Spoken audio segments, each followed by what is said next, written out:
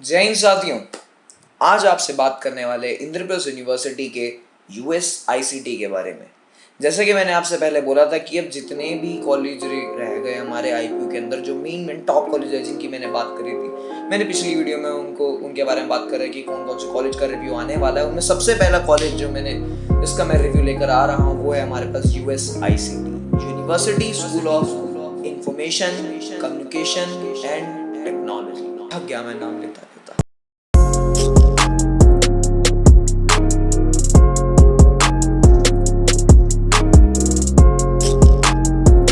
अब मैं बात करने वाला यूएस आईसीटी के बारे में। यूएस आईसीटी में है क्या क्या। सबसे पहले मैं आपको इसके कैंपस के बारे में थोड़ा बता दूं। हरा भरा कैंपस यार। इसका मेन जो जीजीएस आईपीयू हमारी जो गुरु गोविंद सिंह इंद्रप्रस्थ जो यूनिवर्सिटी है वो यहीं पे एस्टेब्लिश्ड है, यानी कि यहीं पे हमारा उनका मेन कैंपस है, या फिर बोलूँ मैं ऑफिस भी उनका यहीं पे है, और यहीं पे हमारा यूएस आईसीटी भी है। ये है का यार द्वारका में। उसके बारे में, लोकेशन के बारे में ध्यान से देखेंगे। पहले कैंपस के बारे में आपको थोड़ी बातें बता दूं। कैंपस हमारा 60 एकड़ में फैला हुआ है। बहुत ज़्यादा बड़ा भी नहीं है, बहुत ज़्यादा छोटा भी नहीं है, लेकिन इतना है यार कि आप आसानी से इसके अंदर घूम सकते हैं। काफ़ी ज़्यादा खुला कैंपस है, ग्रीनरी है पूरे के पूरे कैंपस में, हमारा क्लीन कैंपस है। ठीक है, ये तो होगी भाई कैंपस की बात। अगर मैं बात करूं एनआईआरएफ रैंकिंग के बारे में, एनआईआरएफ रैंकिंग है इसकी 95। एनआईआरएफ रैंकिंग पे कभी आपको नहीं जाना। एनआईआरएफ रैंकिंग पे कभी आपको नहीं जाना। क्यों नहीं जाना? एनआईआरएफ रैंकिंग ने एमईटी यूनिवर्सिटी को भी बहुत ऊपर रैंक दे रखी है, जबकि एमईटी यूनिवर्सिटी किसी लायक नहीं है। ठीक है यार, ये एनआईआरएफ रैंकिंग पे आप ना ही जाएं तो बढ़िया है। अब इसको सुने, एक नंबर है या इट्स गुड, ठीक है। उसके बाद में आप इसको छोड़ दें। अब इसकी बात करते हैं कनेक्टिविटी की। हर चीज़ की बात करेंगे हम अपने इस रिव्यू में कि क्या क्या चीज़ें हैं। कनेक्टिविटी की बात करें तो ये मेट्रो से कैसे कनेक्टेड है। द्वारका सेक्टर 14, अगर आप दिल्ली के अंदर कहीं भी जाना चाहते हैं ना तो मेट्रो बस कहीं ना कहीं जाती ही जाती हैं। हर एक कोने पे दिल्ली की मेट्रो या बस है ही है। जो द्वारका का सेक्टर 14 का जो मेट्रो स्टेशन है वहाँ पे आप उतर सकते हैं। उसके बाद वॉकिंग डिस्टेंस पे आपको यूएसआईसीटी पड़ता है, ठीक है। और अगर आप बस स्टॉप की बात करें तो कॉलेज के बहुत पास ही बस स्टॉप भी है। एयरपोर्ट की बात करें तो IG airport, Indira Gandhi international airport इसके पास पड़ता है, जो कि 14 किलोमीटर दूर है। और अगर आप रेलवे स्टेशन की बात करें तो न्यू दिल्ली रेलवे स्टेशन है, जो कि हमारा 28 किलोमीटर्स के अराउंड यहाँ से दूर है।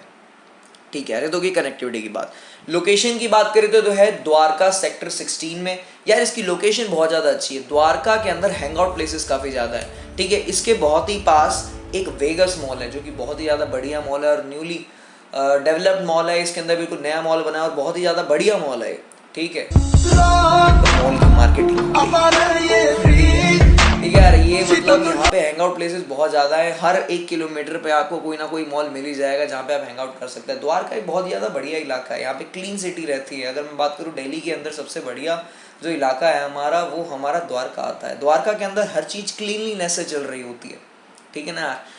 अगर एडमिशन्स की बात करूँ तो एडमिशन्स वही यार, इसमें जेईई मेन के थ्रू होता है कि जेईई मेन में आपके परसेंटाइल आने चाहिए। परसेंटाइल के बाद आपकी रैंक आनी चाहिए। रैंक में अगर आपका काउंसलिंग में नाम आता है, काउंसलिंग किसकी?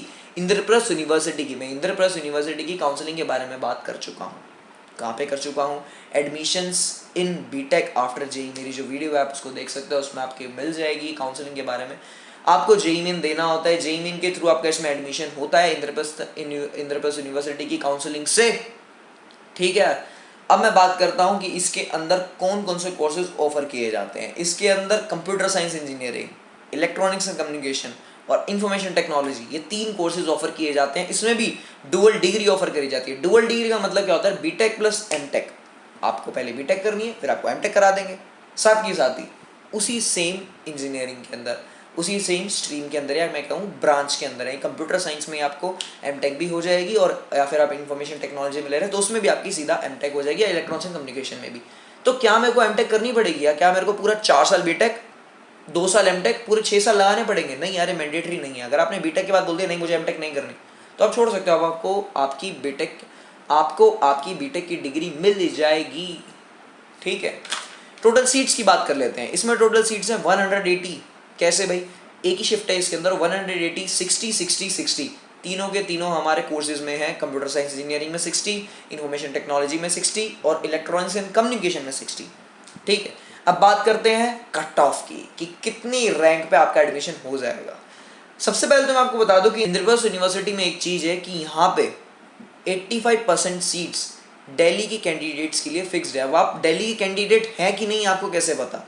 अगर आपने अपनी 12th दिल्ली से दी है तो आप दिल्ली के अंदर आते हैं, ठीक है। अच्छा, आप रहते कहीं भी, अगर आपने 12th दिल्ली बोर्ड से या फिर CBSE वगैरह जो कि दिल्ली के अंदर स्कूल लाया करता है, आपने उससे दिया तो आप दिल्ली के अंदर आते हैं। अब आपकी रैंक कितनी होनी चाहिए? अगर आप दिल्ली से हैं, आपकी कंप्यूटर साइंस इंजीनियरिंग के लिए 29 के मैक्सिमम रैंक हो जाए, 29,000 के अंदर आपका नाम होना चाहिए।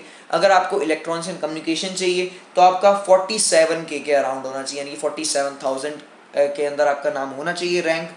इंफॉर्मेशन टेक्नोलॉजी मैक्सिमम रैंक बता रहा हूँ मैं आपको, इंफॉर्मेशन टेक्नोलॉजी के लिए 34,000 आपकी रैंक होनी चाहिए। तीनों इंजीनियरिंग यार बहुत बढ़िया, लेकिन कोशिश करो यार वही सेम कंप्यूटर साइंस इंजीनियरिंग या फिर इंफॉर्मेशन टेक्नोलॉजी आप पहले लो, ठीक है। और भी इंजीनियरिंग लेने में पता है दिक्कत नहीं होती। दिक्कत कहाँ आती है? बच्चे उन इंजीनियरिंग में मेहनत नहीं करते। मेहनत आपको हर टाइप की इंजीनियरिंग में करनी पड़ती है, सब में प्लेसमेंट लगती है। वो इंजीनियरिंग बनाई गई है, कुछ सोच के तो बनाई गई है, ठीक है। उसमें प्लेसमेंट लगती तो होगी, तभी तो इंजीनियरिंग है हर कॉलेज में, तभी तो एग्जिस्ट करती है। खाली कंप्यूटर साइंस और इन्फॉर्मेशन टेक्नोलॉजी की थोड़ी ज़रूरत है, हर चीज़ की ज़रूरत है, ठीक है।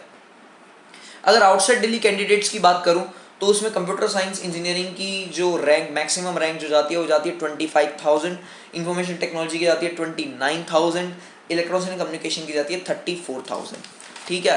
या स्पॉट राउंड भी होता है, लेकिन स्पॉट राउंड है ना एज सच कभी पक्का नहीं होता, वो जितनी सीट्स खाली होती हैं उसके बेसिस पे हो जाता है। और इस कॉलेज में तो बहुत ही रेयर चांस होते हैं सीट खाली होने के, 1 या 2 सीट कभी कभार स्पॉट राउंड में खाली बच गई, क्योंकि अरे बहुत ज़्यादा मांगा हुआ कॉलेज है। इस कॉलेज के अंदर एडमिशन सभी को चाहिए, एक तो गवर्नमेंट कॉलेज है, ठीक है। अभी प्लेसमेंट्स वगैरह की बात करेंगे, मेन क्या है गवर्नमेंट कॉलेज है, प्लस इसके अंदर फीस इतनी नहीं है बाकी जितनी में। अगर मैं बोलूँ इसकी 1 है तो बाकी सबकी 2 है, यानी कि 2 टाइम्स है, इस तरीके से चलता है।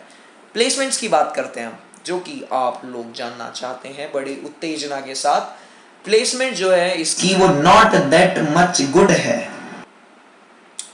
इस बात का मतलब क्या है कि यहाँ पे प्लेसमेंट इतनी अच्छी नहीं लगती, आपको खुद मेहनत करनी पड़ेगी। ऑन कैंपस कंपनीज आती हैं, ठीक है। यहाँ के जो मैक्सिमम पैकेज जो गया था पिछले साल 2020 का, वो गया था 18 लाख पर एनम, जो कि अमेजोन ने दिया था 4 स्टूडेंट्स को, जो कि अमेजोन ने दिया था वो भी सिर्फ और सिर्फ 4 स्टूडेंट्स को।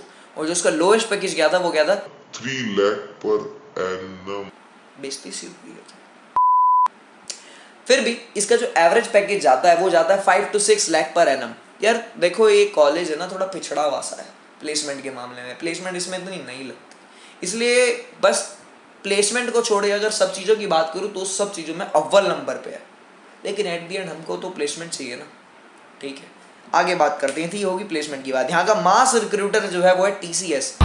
रिक्रूटर सबका मसीहा, मास रिक्रूटर सबको जॉब देगा। यहाँ पे मास रिक्रूटिंग करने आती है TCS कंपनी, ठीक है। अगर मैं इसकी फी स्ट्रक्चर की बात करूँ तो 1 साल की, देखिए यार इंद्रप्रस्थ यूनिवर्सिटी में पर सेमेस्टर के हिसाब से फी नहीं होती, इंद्रप्रस्थ यूनिवर्सिटी में होती है मेरी फी पर ईयर के हिसाब से, वो है मेरी 80,000 मैक्सिमम मेरी फीस जाती है, ठीक है। अगर आप हॉस्टल ले रहे हैं, हॉस्टल यार दिल्ली कैंडिडेट्स को तो मिलता ही नहीं, हॉस्टल मिलता है आउटसाइड दिल्ली कैंडिडेट्स को।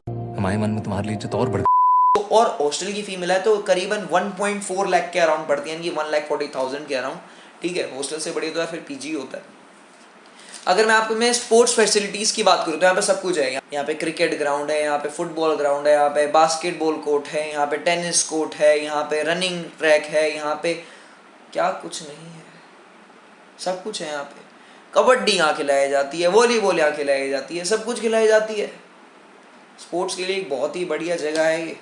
अगर फेस्ट की बात करूँ तो यहाँ पे जो फेस्ट होता है वो होता है अनुगूंज, जो कि एक बहुत ही बढ़िया कल्चरल फेस्ट है, जिसके अंदर बहुत ही बड़े बड़े सेलिब्रिटीज़ को बुलाया जाता है उनकी परफॉर्मेंस के लिए, और काफ़ी बढ़िया फेस्ट रहता है, कई दिनों तक चलता है, 2 से 3 दिन तक चलता ही चलता है हमारा अनुगूंज। और यहाँ पे एक एनुअल टेक फेस्ट भी होता है जिसका नाम है इन्फो एक्सप्रेस के नाम से होता है फेस्ट। कैंपस की बात करें तो कैंपस के अंदर एक बैंक और ATM हमें देखने को मिल जाता है। यहाँ पे कैफेटेरिया है अमूल का, नेस्कफे का, ठीक है, और एक जनरल स्टोर भी है हमारी। ये इस पूरे के पूरे कैंपस में फ्री वाईफाई है, ठीक है। यहाँ पे एक ऑडिटोरियम है। पूरा का पूरा जो हमारा कैंपस है वो AC है, सारे क्लासरूम AC से हैं। लाइब्रेरी यार वेल फर्निश्ड है, लाइब्रेरी के अंदर बुक्स अवेलेबल होती हैं। ये बात मैंने क्यों बोली, कई सारी लाइब्रेरीज कई सारे कॉलेज की होती है जो खाली नाम की लाइब्रेरी होती है, उनके अंदर बुक्स एक्चुअली में अवेलेबल होती ही नहीं, ठीक है यार। आपको बात मेरी समझ में आ रही होगी। अब मैं बात करता हूँ हॉस्टल्स की। जो लोग आउटसाइड दिल्ली से आ रहे हैं वो हॉस्टल लेंगे, तो यहाँ पे 2 हॉस्टल हैं बॉयज़ के, यानी कि 2 बॉयज़ हॉस्टल है और 2 गर्ल्स हॉस्टल है। दोनों बॉयज़ हॉस्टल के नाम है शिवालिक और अरावली, और 2 गर्ल्स हॉस्टल के नाम है नीलगिरी और सतपुरन। ठीक है, ये है USICT। अब आपको इसके अंदर एडमिशन लेना चाहिए कि नहीं लेना चाहिए? यार अगर आपके घर के पास है ना तो आप एडमिशन ले लो, क्योंकि बाकी जो सारे कॉलेज हैं वो रोहिणी अराउंड पढ़ते हैं, जनकपुरी में, या फिर मैं बोलूँ रोहिणी सेक्टर 17 में, जैसे Bharati Vidyapeeth college of engineering, Maharaja Surendra institute of technology, हमारा Bhagwan Parshuram institute of technology, Maharaja Agrasen. अगर आप द्वारका के पास रहते हो तो आप इसमें एडमिशन ले लो अगर आपका हो सकता है तो, नहीं तो आपको फिर बाकी कॉलेज में ट्राई करना चाहिए। प्लेसमेंट तो यार आपकी मेहनत है, यहाँ पर आपको प्रियर ग्रुप जो होता है वो काफ़ी ज़्यादा सही मिल जाता है, तो आपको मेहनत अगर आप करोगे तो आपकी यहाँ पे ही प्लेसमेंट लग जाएगी। ये जो प्लेसमेंट स्टैट्स जो कॉलेज देता है ना, ये ऑन कैंपस प्लेसमेंट का देता है, यानी कि इनके कैंपस में जो प्लेसमेंट लगी, बच्चे ऑफ कैंपस भी अप्लाई करते हैं और ऑन कैंपस से ज़्यादा ही प्लेसमेंट लेके जाते हैं, यानी कि ज़्यादा ही उनका CTC जा रहा होता है, एनुअल पैकेज जो होता है हमारा वो ज़्यादा जा रहा होता है ऑफ कैंपस प्लेसमेंट में। बहुत सारे बच्चे ऑफ कैंपस अप्लाई करते हैं और ऑफ कैंपस तैयारी भी करते हैं। तो इतना ही था USICT के बारे में। अगर आपको अभी भी कोई डाउट है तो आप कमेंट सेक्शन में लिख सकते हैं, मुझे इंस्टाग्राम पे DM कर सकते हैं, कहीं पे भी चाहे मुझसे वो पूछ सकते हैं। ठीक है, आगे आगे ऐसे ही रिव्यू आ रहे होंगे। चैनल को कैसे लाइक करोगे यार? चैनल को सब्सक्राइब करें, वीडियो को लाइक करें, शेयर करें अपने दोस्तों के साथ जिनको इस बात की बहुत ज़्यादा ज़रूरत है। कहीं जा, बाय।